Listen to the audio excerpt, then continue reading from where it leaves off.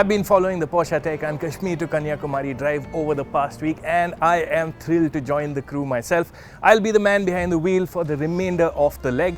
Today's plan is to drive from Satara to Belagavi, so there'll be lots to talk about.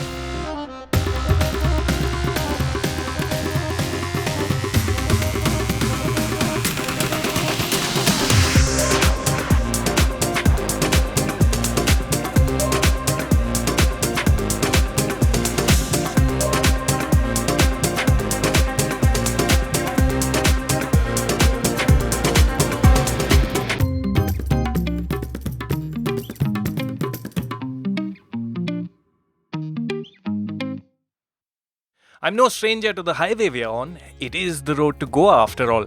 But this is my first time in a Taycan. And truth be told, I do fumble for the right settings. There are 4 screens, and with things like light switches in an unusual position around the instruments, it takes time to get your bearings inside. But the basic driving position is spot on. Visibility is great, and that is a hallmark of all of Porsche's low-riding sports models. And what that instant comfort allows is for me to actually take in the sights on our route. We are going to be driving through a lot of our beautiful country.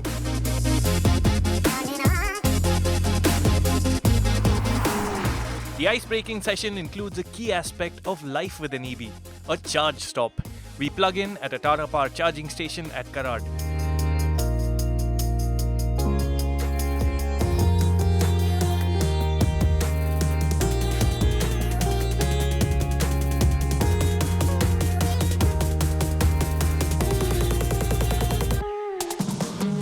Settled in and comfy post-lunch, I find myself in a rabbit hole wondering, what does that button do?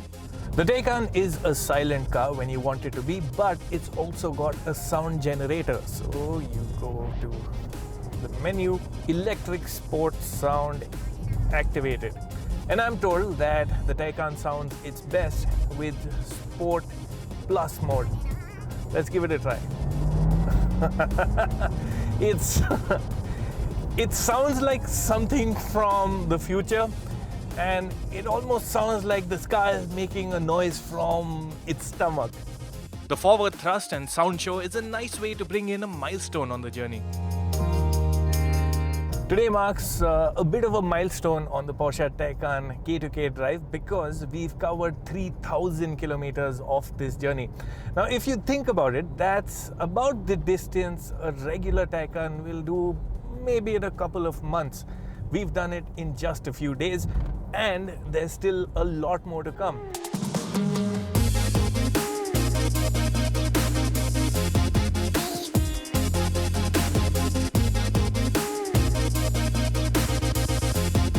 We breeze by Kolhapur and ease past Nipani onto our stop for the day, Belagavi, where we roll into the Gokte Plaza charging station, the greenest charging stop on the K2K drive. More on what makes it special tomorrow.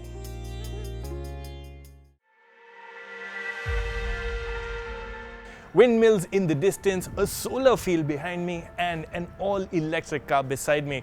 This is a glimpse of very green mobility of the future.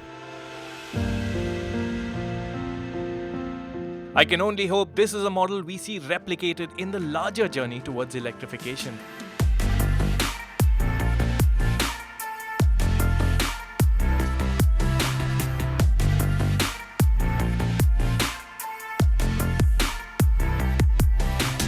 It's a pleasing drive out of Belagavi, partly because of the scenery and partly because of the roads. The highway is smooth and well-marked, and traffic discipline is also notably better than the day before. And it all starts adding up because average speed is up and so is efficiency.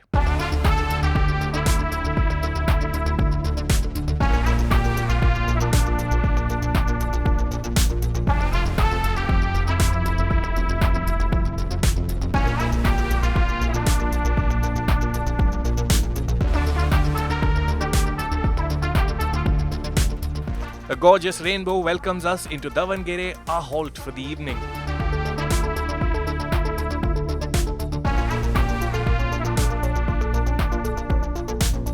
We plug in at the city's only EV fast charger before calling it a night.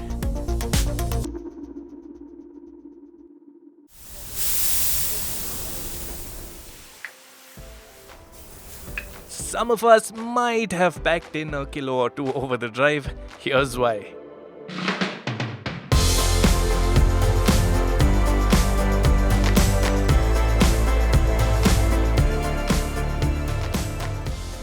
When in Davanagere, you have to have the bene dosa. It's basically a butter dosa with butter level Pro Max. As fast we continue on our journey, today we take the Taycan to the tech city.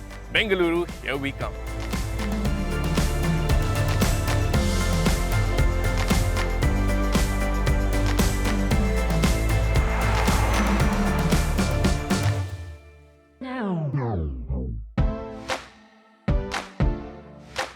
It promises to be an easy drive to Bengaluru, and for the most part, it is. But I get a teaser of things to come well outside city limits. The morning's drive from Davanagere has been fast flowing, but on the outskirts of Bengaluru, we've got a taste of things to come. Traffic has become quite dense and our average speed has dropped quite dramatically. And what's also very concerning are these huge craters on the road. It's well, the worst kind of speed breaker that you can have. Traffic expectedly thickens within Bengaluru, but it's while maneuvering through the sea of vehicles that it hits me. Range anxiety hasn't hit me in 3 days of driving. Except a range check at the start of each day, I've not paid much attention to the number. EVs minus their most notorious pain point are a win in my books. A charger in easy reach just sweetens the deal. Luckily for us, the Taj Yashwantpur in Bengaluru, our halt for the night, is home to EV chargers.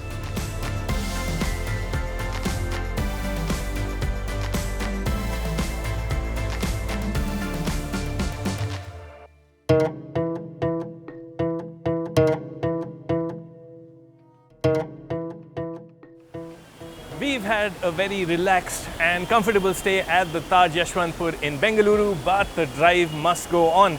Today we are headed to Salem, and all the maps and forecasts say it's going to be smooth sailing, so do join us on the drive.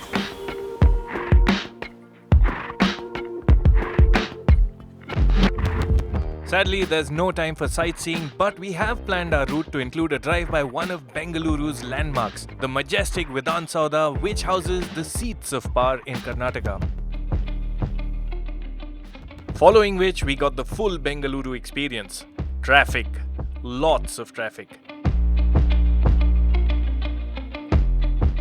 We timed our exit out of Bengaluru to minimize our exposure to this dreaded traffic, and we did have a good run in the initial bit of our drive, but we finally run out of luck. We are in the thick of things and I don't know where this traffic will end. We did make it through the city eventually, from where it was on to Tamil Nadu, the final state on our route.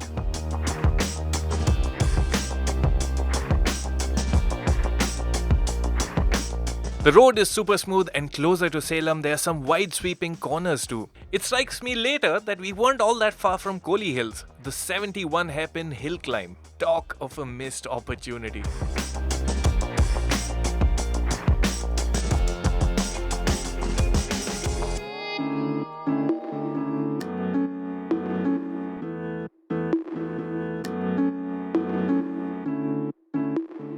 Our day's drive to Madurai will be quite packed. A stop for biryani is on the agenda, but first we'll be going a bit off course. The Taycan's good range allows that flexibility.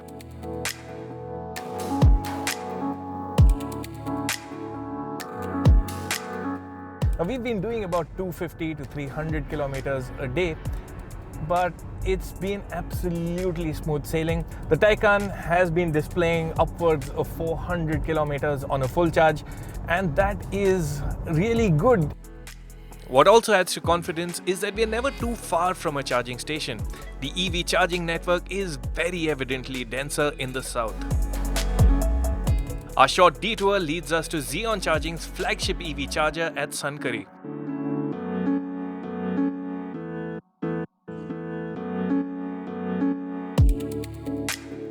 RFID authentication makes the process of hooking up car and charger really slick, and it really is a joy to see the car tank up so quickly. The Taycan can accept charge at up to 225 kilowatts, which would give 100 kilometers of range with just a 5-minute charge.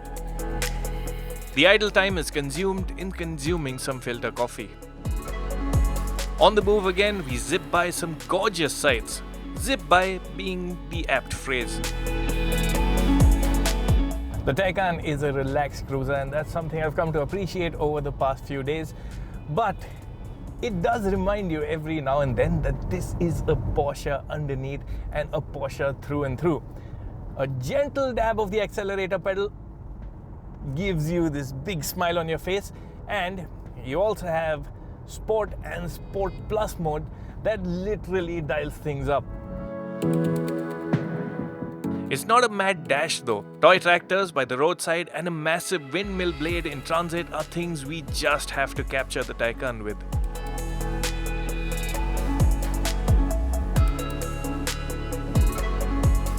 On our route to Madurai, one of the landmarks is the Kaveri River, which we are driving over right now. Beautiful sun setting, driving over the majestic river, quite the sight.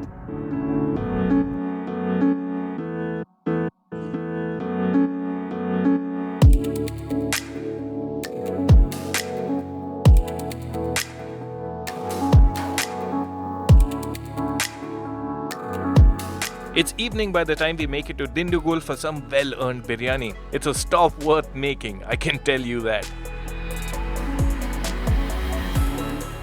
We could have driven straight to the temple city of Madurai, but opt to top up en route.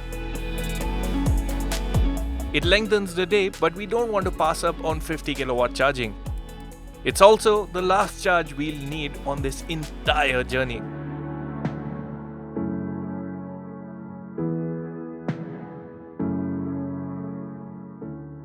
Madurai is in sleep mode by the time we make it to the city.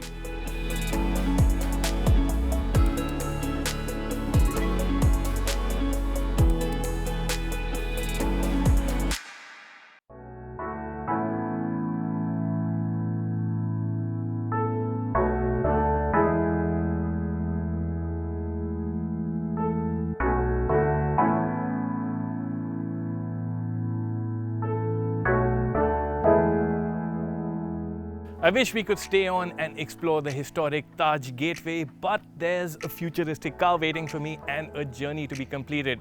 Yes, this is the big day for us. We'll be driving from Madurai to Kanyakumari, which is the final destination of the Porsche Taycan K2K drive.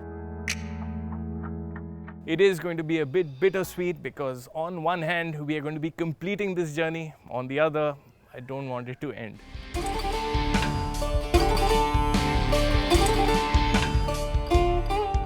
Today will be my last dance with the Taycan, and I sure as hell am gonna make the most of it. But first, a word of appreciation for the roads.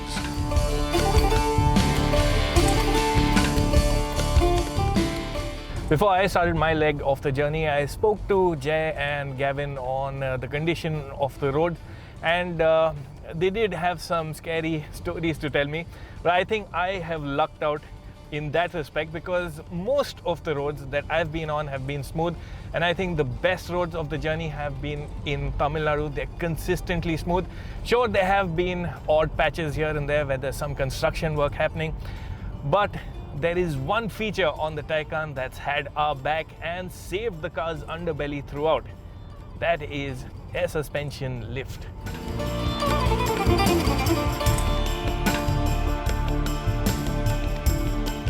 Clear skies, pristine tarmac, and a very special car. Perfect. Just one thing. Today seems to be the hottest day of the journey so far. It's showing an indicated 34.5 degrees, but it's very humid and really hot. And not helping that impression is this all glass roof. It's hot when I touch it, but it's keeping the heat outside at least. But there's no cover, so there is still that sunlight on my head. So we will be stopping to cool down with an old-fashioned solution.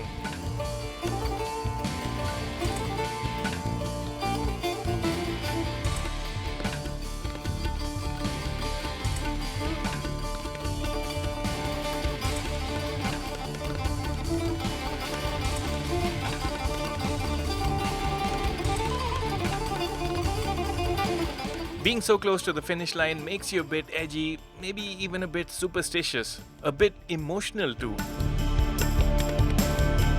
It's also been such a privilege to see our beautiful country through the windscreen of a Porsche. I'm sure the 5-year-old me would be really thrilled with what I'm doing today.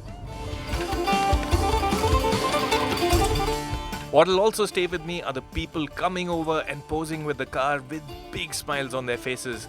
It's like reliving the first time I saw a Porsche, but from the other side of the windscreen.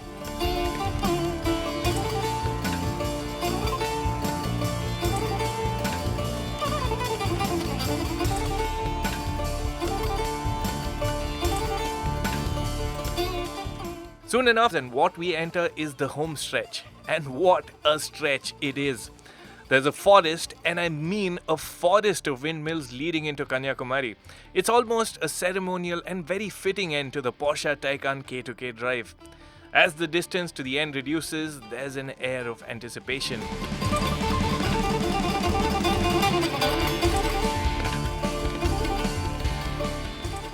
A few turns later, we have the iconic Vivekananda rock and Thiruvalluvar statue in view. And there to welcome us is Manolito Vujicic, who is as much Porsche India head as he is wide-eyed tourist in this iconic location. Welcome to the Taycan and the car-to-car drive, the epic car-to-car drive we managed.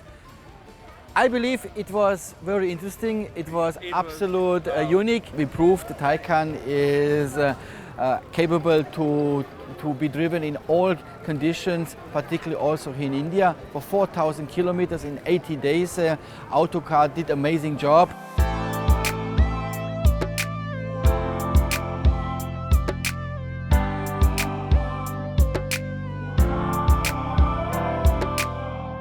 And it's a short hop to Sunset Point for the curtain call.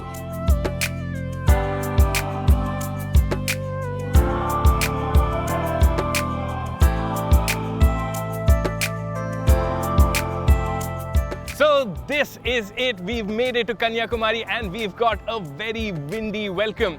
Now this is the southernmost point of mainland India. It's where the Bay of Bengal meets the Arabian Sea meets the Indian Ocean. The journey has been one of many learnings, whether you talk of the roads, the car, or even the EV infrastructure that supports it. Now, who'd have thought that we'd have at least a lot of roads that can host something like a Porsche.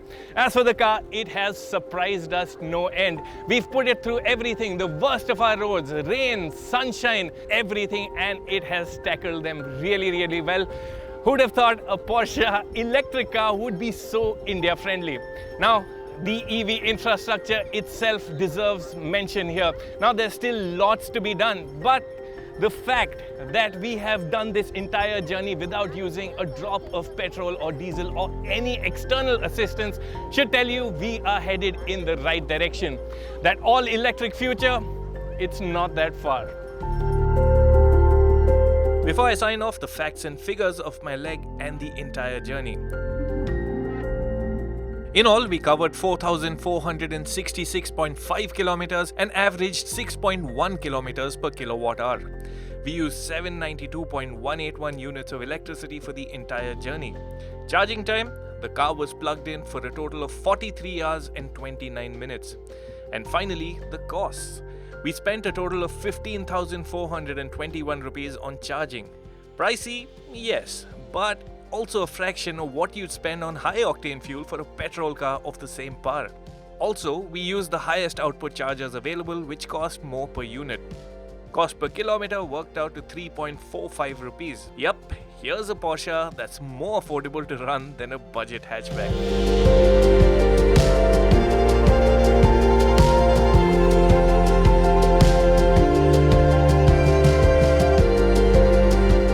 Who said you can't road trip in a sports car or an EV?